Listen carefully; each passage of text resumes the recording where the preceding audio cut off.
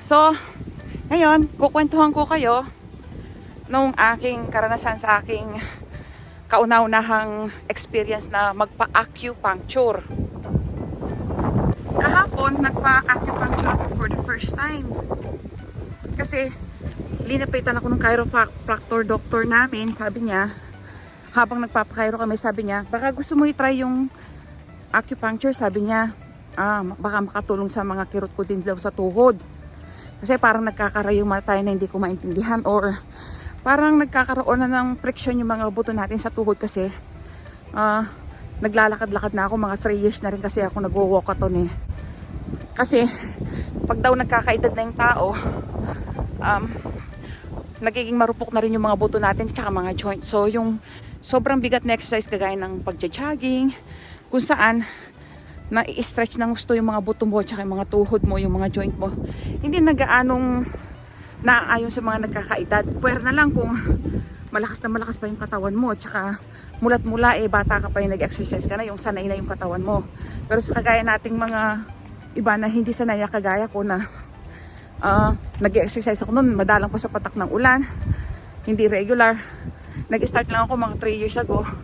So nabibigla na yung mga buto natin, kumbaga tsaka yung mga muscle. So nag-decide na akong magpa-chiro, and then sila sa akin nung chiro na subukan ko yung acupuncture. Alam niyo ba na yung nag-acupuncture sa akin ay Chinese? Di ba yung mga Chinese magagaling sila sa mga herbs o mga herbal medication? So sabi naman niya sa akin, magaling siya kasi nababasa niya yung mga x-ray. Sabi niya, according naman sa x-ray mo, sabi niya, the good news is, malaki pa daw yung siwang ng buto ko sa tuhod, yung pagitan ng mga tuhod ko, yung joint ko, okay pa raw. Malaki-laki pa raw yung siwang. Yung ibang araw halos wala ng siwang, kaya nagkakaroon na ng friction. Yung akin, medyo maluwag pa. Kumbaga hindi pa raw siya yung nakaka-worry ng gusto, ganyan. Tapos, ganun din nasabi sa akin ng chiro ko nung meron siyang inikot-ikot sa tuhod ko parang inikot-ikot niya yung paa ko. Sabi niya, you know what, sabi ng doktor ko, yung tuhod mo, sabi niya, your bones are still okay, sabi niya sa akin. Tapos sabi ko, arthritis doc, kasi nakikita pala nila sa x-ray kung magkaka-arthritis ka na or meron ka na, kaya lang parang hindi pa kumikirot. Kasi sabi niya, ako daw sa may balakang meron na sa likod. Tinatanong niya ako pangalawang beses na to na ilang taon na, 2 taon na tinanong niya ako sa pangalawang beses na, hindi ba sumakasakit yung likod mo, yung balakang daw? Sabi ko, ay awa naman ng Diyos doc. Sabi ko, hindi pa, sabi ko sa kanya. So ngayon, pin-acupuncture ko, tapos sabi nung nag-acupuncture sa akin, may siwang pa raw yung mga buto ko, so okay pa raw, hindi pa raw ako dapat mag-worry na nagpe-presyon na. Pero ganun pa man, binawalan nila akong mag-exercise ng yung sobrang bigat na exercise, yung lumulundag-lundag. Tapos pinayuhan din nila ako na kung nag-walkathon daw ako, pag naramdaman kong kumirot na yung tuhod ko kahit kaunti lang, tumigil na daw ako. Huwag ko daw persahin yung mga tuhod ko. Baka effective sa inyo. So yung mga may nagkakarayuma na arthritis, ang alam mo, pinayo niya sa akin, lalo yung mga may frozen shoulder daw. Mag-slice ka raw ng ginger or luya ng manipis na hiwa, tapos itapal mo daw dun sa kumikirot na parte, halimbawa tuhod, siko, braso. Itapal mo daw dun sa parting yon yung maninipis na hiwa ng mga luya, tapos balutin mo ng plastic para bang ididikit mo yung luya dun sa affected area, yung sumasakit na bahagi ng katawan, at balutin mo ng plastic. Pagkatapos mo balutin ng plastic, sabi niya, i-hot compress mo kahit na anong gamitin mo, basta't importante yung mainit ha, sabi niya. I-hot compress mo talaga siya, yung matagal, mga 15 minutes daw, 15 minutos. So 15 minutes na i-hot compress ko yung shoulder ko, parang yung bawat tuwalyang mainit o kaya yung hot compressor, ipapatong mo dun sa luya na natatakpan naman ng plastic, para daw yung init lumampas sa luya, umabot sa yung skin. Tapos gawin ko daw yun 15 minutes for 1 month daw. Makikita ko daw mawawala lahat ng kumikirot na yun, sabi niya. Napaka-effective nun, sabi niya sa akin. So yung mga nagkakarayuma sa atin, yung medyo sumasakit-sakit na yung mga tuhod, lalo na yung mga 40 plus, 50 plus at pataas. Yung mga malampang patugtog or acupuncture, itry po ninyo yun kasi ginawa ko kagabi, nakita ko na yung resulta. Medyo nawala nga yung sakit ng rayuma ko or tuhod, kung ano man tong meron ako. Nawala ako talaga. Kung meron man, very slight na lang. Unang ano pa lang yan, unang try pa lang ng luya. So, subukan ninyo mga kabayan. So, yung susunod na video, yung video ko na ng acupuncture. Nandito ako ngayon sa clinic ng chiropractor doctor namin. So, pagkatapos namin magpa-chiro, sinuggest niya na itry namin yung acupuncture para daw ma-improve yung mga pain, little pain namin sa katawan. Hindi naman super painful, pero may mga pain ka na, di ba nagkakaedad ka na kasi nga 51 na ako. Minsan lumilitaw na yung mga rayu-rayuma mo eh. So, ang sinuggest sa amin ng doctor ko, why we don't try acupuncture. Tapos may mga kaibigan din kaming nagsasuggest na itry namin yung acupuncture. Ngayon, tinry ko nga siya. So, sabi sa akin ng acupuncture, ano ba yung madalas sumakit sa'yo? So, sinabi ko yung mga tuhod ko, parang nagkakarayuma na. Tapos, alam nyo, ang galing-galing pala nila. Very professional. Kasi, nung hawakan niya yung mga tuhod ko, pinaghihipo-hipo niya. Saan ba yung masakit? Sabi niya, ito ba masakit? Sabi ko, hindi. Ito ba masakit? Hindi. Sabi ko, parang ang pain nasa loob. Sabi ko, baka kako yung mga joint ko. Tapos, ang pain ka ako, hindi naman sobrang pain. Kaya lang, ganito i-describe ko. Tapos, tinusok-tusok niya. Tapos, sabi niya, ay, masakit yun ng konti. Sabi ko, yung bahagya lang naman na sakit. Tapos, sabi niya, parang na-target daw yung pain. So, sabi niya, iniwan niya ako ngayon, binalikan niya ako, tapos nagsuggest din sa akin ng mga gamot-gamot. Hindi naman gamot, mga herbal kasi Chinese siya eh. So, di ba yung mga Chinese magagaling sila sa mga herbal? So, sinuggest niya sa akin yung ginger at saka yung plastic. Tapos yung hot compression. Ngayon, mag-concentrate muna tayo dun sa acupuncture. So, ngayon, ipapakita ko sa inyo yung ginawa niyang acupuncture sa akin ha. Hindi mainis. Oh, she's doing vlogging. I'm gonna show them the goodness of Video? Yeah, go. That's already in video. Is it in video? Yeah. I'm gonna show them the benefits of because one time I already showed them the benefits of massaging. Yeah. Now I'm showing them the benefits. I only have around 600 subscribers because I'm just starting. Okay. Yeah, good. Yeah, okay, good. So you know what? Like for example, like this area, right? This one, this one is good for your knee. Actually, this one is good for your whole body to back. Ooh. Yeah. So. Ano mo, pindutin mo yung ano. Probably magiging ano ko na siya, maintenance.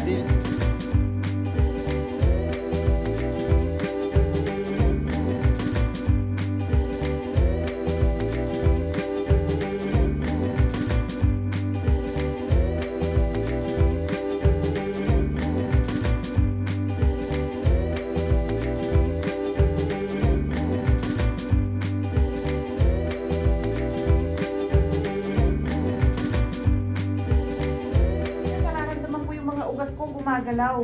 Parang feeling ko may gumagapang sa mga ugat ko sa legs, pataas, pababa. So sabi nung nag-acupuncture, effective, nag-i-epekto, ibig sabihin very effective daw yung nagawa niya sa akin. Ibig sabihin tumatalab yung acupuncture. Ayan no, nararamdaman ko yung pa konti-konting very mild na kirot na parang gumagapang sa mga ugat ko sa ibaba ng paa ko at saka sa taas. Ayan. So magkabilang tuhod. So sabi ko nung isang beses para kang yung parang frozen shoulder, konti yung shoulder ko. Pero sandali lang yung episode na yun, sabi niya, dapat pala sinabi mo sa akin para sa susunod lalagyan din daw niya ng 2 needles yung shoulder ko. Ayan. Okay, that's it. Good. Thank you. Ayan. Ayan yung pampainit niya. Oh. That is the one na pampainit. Init-initan niya yung mga tuhod ko. Ayan. I thought it's the long one. The long one? No, it's... How long still? No, I thought it's those, they doing the long one. We had the long one. I just use this one only. It's not really long. And I use a little bit on the short one. No, I saw in the TV. Ayan yung ano, mainit yan. Tinatapat niya sa mga tuhod ko. Ayan, no? No, the movie is Nakatapat sa mga crazy. tuhod ko.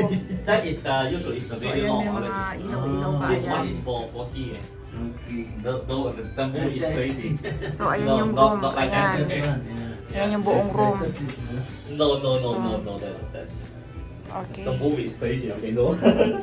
Okay, I'll come back. Okay. Yeah, no problem. So yung ilaw, yung parang electric fan na yan, ano siya, mainit siya, naglalabas ng init, pinapainit niya yung mga tuhod ko na may acupuncture sa mga oras na to, ayan. So, sabi niya sa akin, after 1 beses, 2 hanggang 3 beses, makikita ko na daw yung improvement sa mga pain ko, mawawala daw yan. Kung very effective siya, kung tatalab siya sa akin. Pero, sabi niya more or less, magkakaroon daw talaga ng improvement yan. So, pag daw yung so, pwede ko na raw ituloy yung acupuncture ko, kung gusto ko at least, kung gusto ko yung nasa akin once a month, ganyan, parang maintenance, para lang for good health. Ayan. So, actually, hindi naman masakit pag tinutusok nila. Para ka lang, alam mo ba yung pag nagpapa-inject ka sa doktor, yung pag ini-injectionan ka ng antibiotic o kung ano mang gamot sa katawan pag nagpapadoktor ka. Parang gano'n din siya, parang bakuna lang. Tapos, meron siyang konting pain kapag natsyempuhan niya yung pinakamasakit na parte. So, sabi ko, yung tuhod ko, kako, para akong nagkakarayuma na. Ayan, inano niya. Makakatulong daw to. Tapos, sinabi niya pa sa akin na pagkatapos daw ng session na to, yun daw pananakit ng, meron kasi akong mild pain sa knee eh. Yung pananakit daw ng mild pain ko sa knee, yung affected area daw, lalagyan ko daw ng tin, yung maliit na hiwa ng, manipis na hiwa ng luya. Yung luya daw, I don't want to watch. Ayan, inaalis na yung needles ko. They removed the needles on my knee now. There. Oh, You can feel the electricity, right? yeah. If you feel that, it's good. Okay. Yeah. Oh. Oh.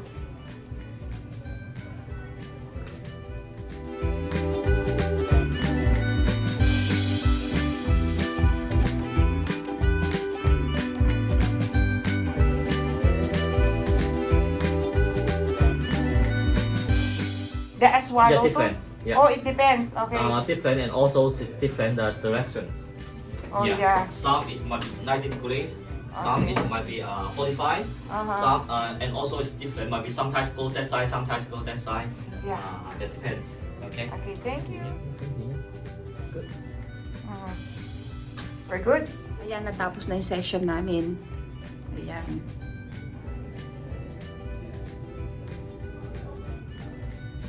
Ayan siya. So, ayan. So, ito yung room kung saan sila nag-acupuncture. Isang tao, isang room. So, ang bayad ko pala dito ay $100 kada session.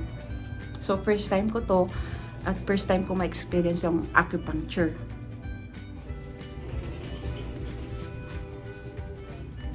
So, sabi nung nag-acupuncture sa akin, isang session pa, tsaka mga 2 session pa, mas makikita ko daw yung improvement. Pero yung session ngayon, may improvement daw, makikita ko after 2 days. Yung pinaka-effective na epekto nung acupuncture.